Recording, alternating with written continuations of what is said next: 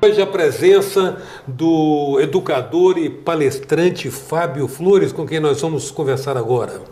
Fábio, você está no vídeo hoje de maneira diferente, que você tem estado com muita frequência no vídeo, lá na TV Tribuna, no Bom de Papo. Sim. E hoje você está aqui do outro lado, é interessante do outro lado da experiência, né? Isso, e estando novamente na tua presença, já tive a oportunidade de estar contigo 9 minutos também. 9 minutos. No triálogo, e é sempre uma experiência de aprendizagem. Para mim também, porque você gera muito conteúdo relevante a partir da sua própria versatilidade e da sua experiência profissional, porque você originariamente você é um professor, um educador. Isso. A minha estrada, né, nesse campo começou dentro da educação.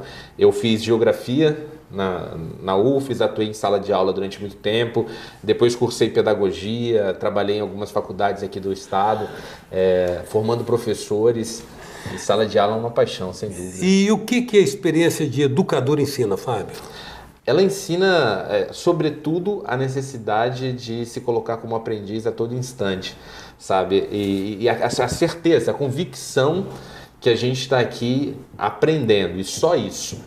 O sentido do existir é o aprender, entende? Enquanto você ainda tem sede, enquanto você ainda tem tesão pelo que você aprende e pelo que invariavelmente a gente pode ensinar também, é mágico, sabe? Todo professor, o professor que perde isso, ele perde a essência do educador, sabe? Perde o tesão por aprender. Só um bom aprendente se torna um bom ensinante. E é verdade também que se aprende muito ensinando, né? O maior segredo, que eu vou dar um segredo para as pessoas que querem passar em concurso, que é um segredo, já passei em alguns. Quando você for estudar para um concurso, não estuda como aluno, estuda como professor. Imagina que você vai dar uma aula sobre aquele tema. Você vai ver o quanto você vai reter de conteúdo muito mais quando você se coloca nesse lugar. Pô, essa dica no curso, a gente fala assim, esse toque valeu R$50 mil, hein? Olha, esse aí valeu, em se tratando de salários de professores no Brasil, ele valeu R$1.580. Pode Eu acho que eu já falei com você, eu falei com alguém, não sei se foi com você, de um filme muito inspirador chamado O Aluno, ele acontece na África nos anos 90, de um velho guerreiro Zulu que aos 80 anos resolve se alfabetizar. Aí ele vai frequentar a escola da vila e ele é rechaçado, porque ninguém entende por que ele quer aprender, né? Quer educar. E a professora logo se identifica com ele, gera uma empatia entre ele e ela, mas há toda uma repressão pela teimosia, aquele folclorismo do cara querer estudar aos 80 anos, né? Aí perguntei ele por que ele queria aprender, ele falou assim, porque eu acho que a gente só para de aprender quando tem terra na orelha. Ou seja, quando está sepultado.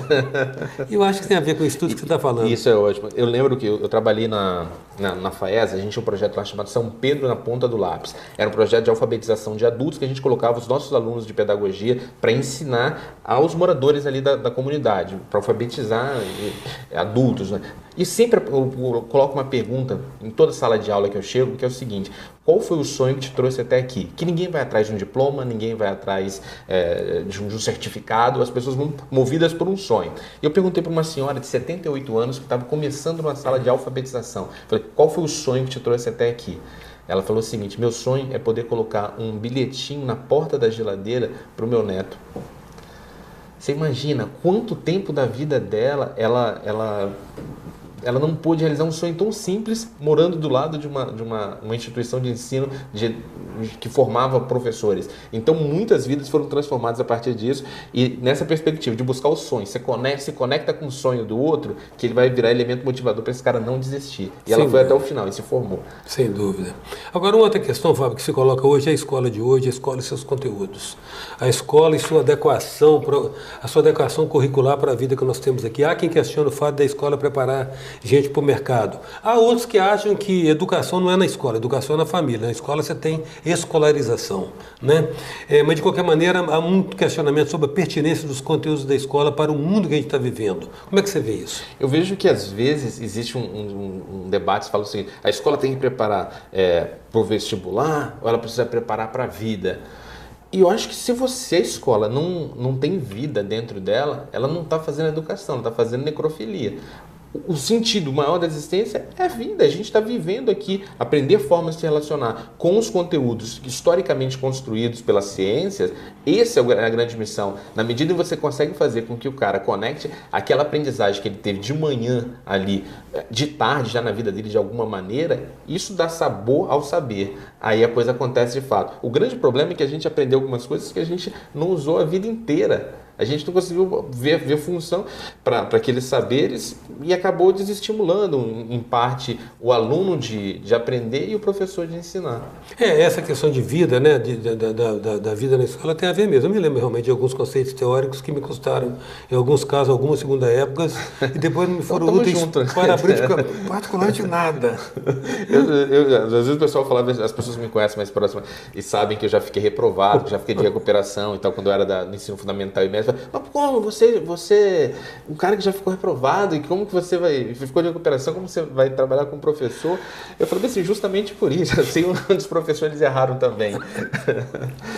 Agora, e tem outra questão que você coloca hoje, é o seguinte, a escola virtual e a escola presencial. Porque, veja bem, você imagina em situações corriqueiras do nosso cotidiano, o aluno sai e se desloca num contexto de mobilidade difícil hoje, né? Complicada, sem falar do pano de fundo que é a violência. Sim. Aí se dirige, vai para uma escola, acessa escolas, entra dentro de um prédio, tem as instalações clássicas e um professor lá ensinando. Ok, corta.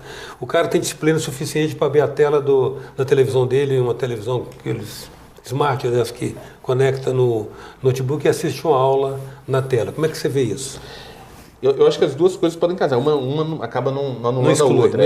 Eu penso que em algumas situações extremadas, assim, quando o aluno não tem possibilidade mesmo de ir e tal, você dá a possibilidade de educação à distância, é necessário, é vital, né? É indiscutível a importância dela. Para as pessoas, nossa maneira de viver hoje em dia, que a gente trabalha em vários lugares e com tempos diferentes, você poder fazer o seu curso no horário em que você consegue encaixar, seja às 2 horas da madrugada, ou seja às 3 horas da tarde, sabe? São horários que não são convencionais para a escola formal. Isso eu acho muito bom. Eu mesmo já fiz alguns cursos à distância e sou consumidor desse tipo de conhecimento.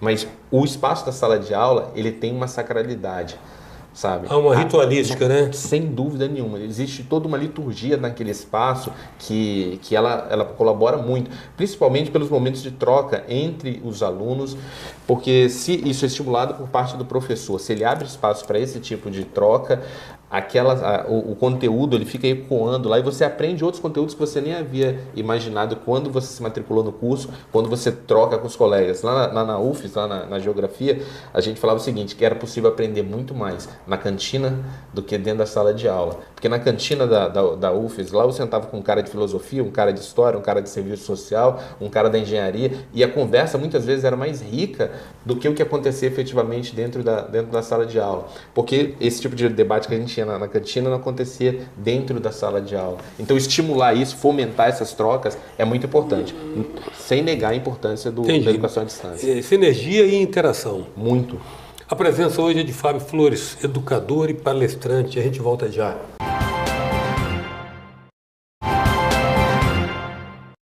Voltamos com a presença do educador e palestrante Fábio Flores. Fábio, vamos deixar o professor no primeiro bloco. Você, enveredou para o humor, sim, criou a comédia à la carte. Isso. Você começou a trabalhar assim, em outros papéis, né? E a gente sabe, na verdade, que há toda uma seriedade no trabalho de humor, um trabalho humoral, digamos assim. Sim. Né? Mas como é que você vê essa atividade aqui no Espírito Santo, o reconhecimento dela, o reconhecimento no sentido de valorá-la? Como é que você vê? Você começou muito bem, então você traz... O humor é muito sério, sabe? A construção de uma piada, vamos colocar assim, ela é matemática pura. Sabe? Premissa maior, premissa menor, conclusão. Isso. E as estratégias de seduzir a plateia, driblar a expectativa da plateia, porque uma não confirmar, de humor, né? Tem humor de confirmação também, humor de bordão de confirmação, e as pessoas também riem disso. Mas no stand-up não, é um humor de você inverter a expectativa, você driblar a inteligência da pessoa. Você conduz aqui, chega a dar um drible nela, na hora que ela cai, ela ri. Ela ri do momento que ela cai, porque você jogou para um outro lado que ela não esperava. Ela estava supondo que intuiu o desfecho. Sim, exatamente. Então é muita matemática. A forma como a gente seduz envolve a plateia, traz os timings, tudo isso é uma atividade científica, embora as pessoas talvez não percebam assim, muitas pessoas, algumas sim, no seu caso, por exemplo.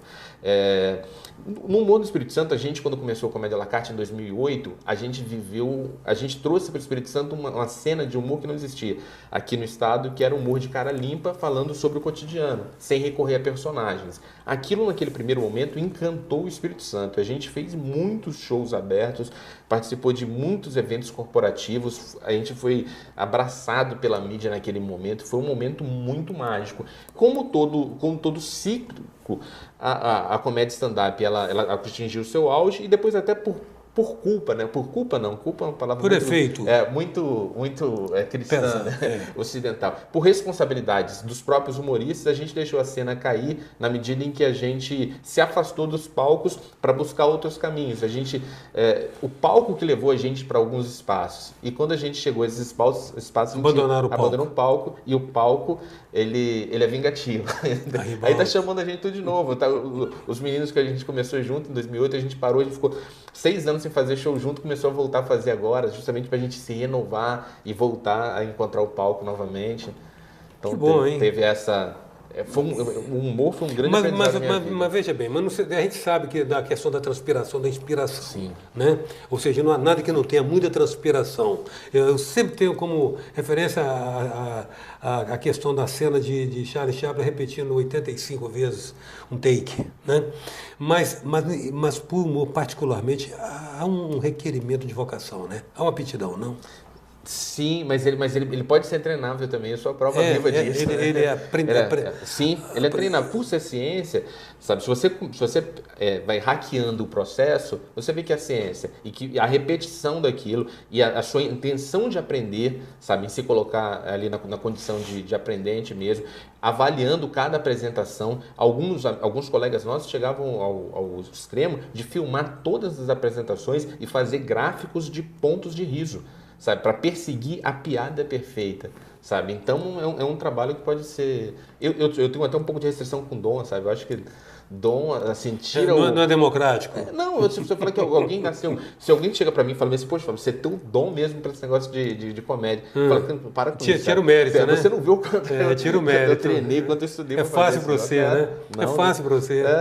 Muito fácil, não é, sabe? É treino mesmo. Bom, mas você enveredou, quando você falou que você abandonou o palco, vocês abandonaram o palco, vocês enveredaram para outras perspectivas profissionais com o próprio humor. Exato, entraram para o mercado corporativo, né? Uns foram para o campo da comunicação, rádio, TV, eventos corporativos, cada um foi encontrando esse caminho e esvaziou o palco. Então, nesse sentido, a gente acabou perdendo esse contato. Eu escolhi investir no campo do desenvolvimento humano. Eu passei a estudar a programação neurolinguística, as ferramentas de coaching,